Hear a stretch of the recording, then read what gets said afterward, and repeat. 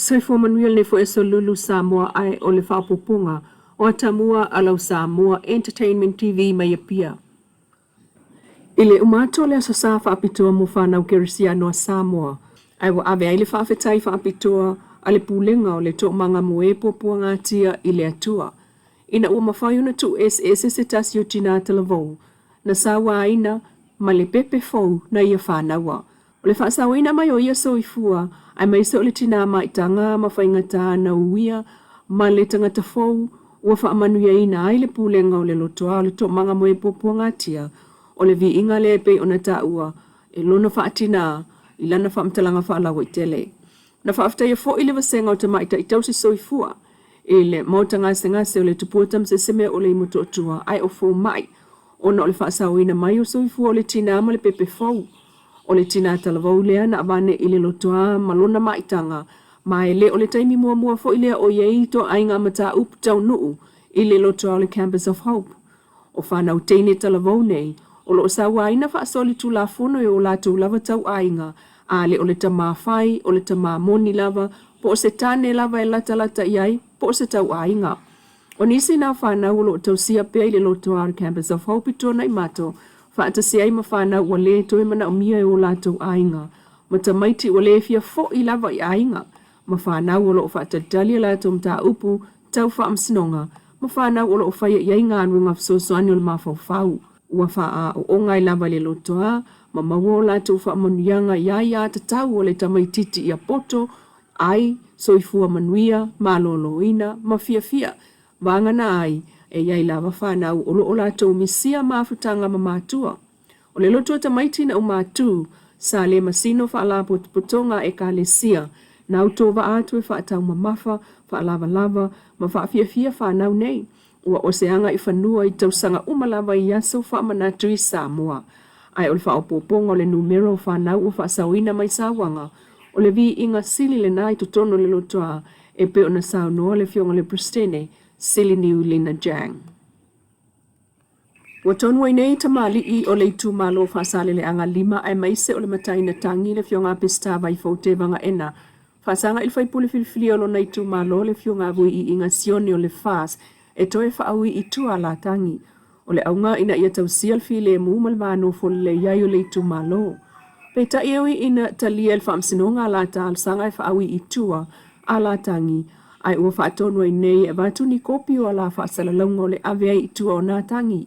Ia whaao atu le whaamsinonga le ansulusu tasi o le maasinal nei o ke topa.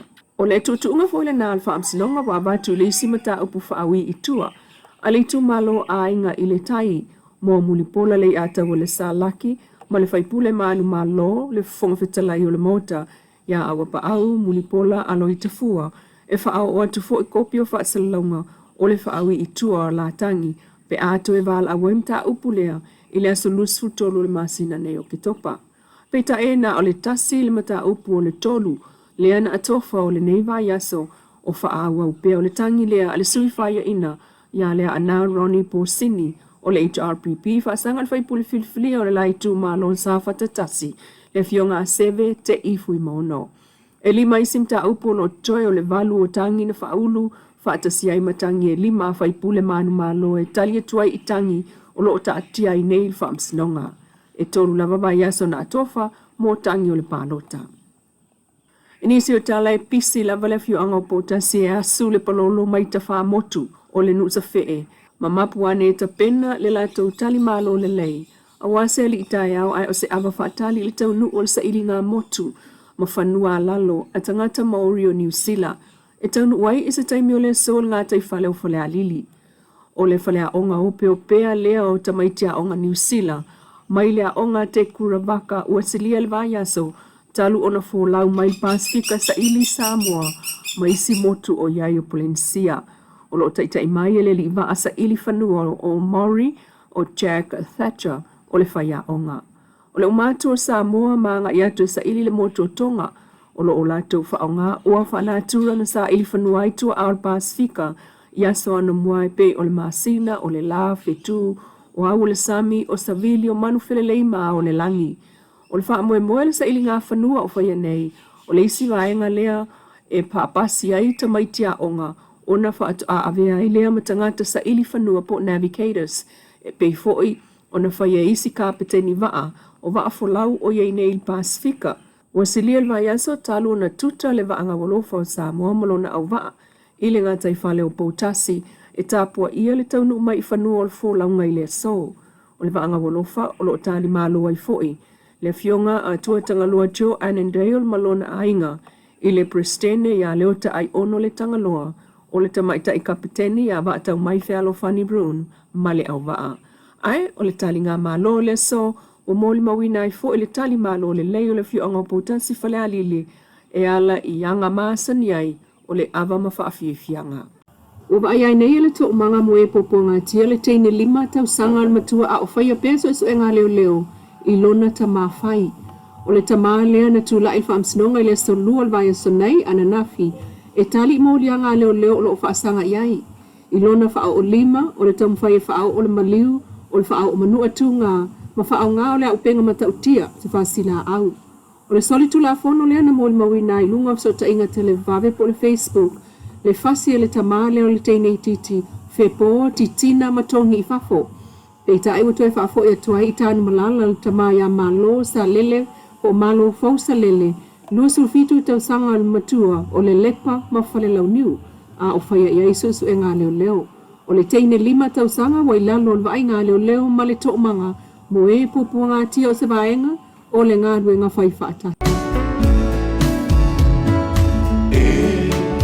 Lokutama ya Italia la talo sana wa pa avai mai i lo uolana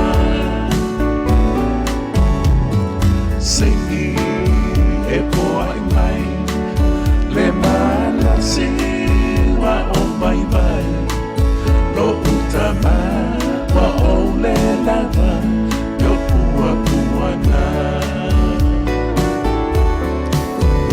sa ole pa moe se perso sali mai ya oi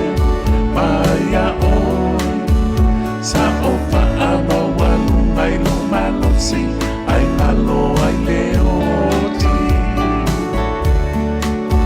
avio mai leoti o ta pia ai ele marta o pi o popona o te to o so anima. Lo Samoa Entertainment TV mai Samoa ma na Atamua nei fo yaso fa poponga te mi level nei la so atayao ai fa so fuia.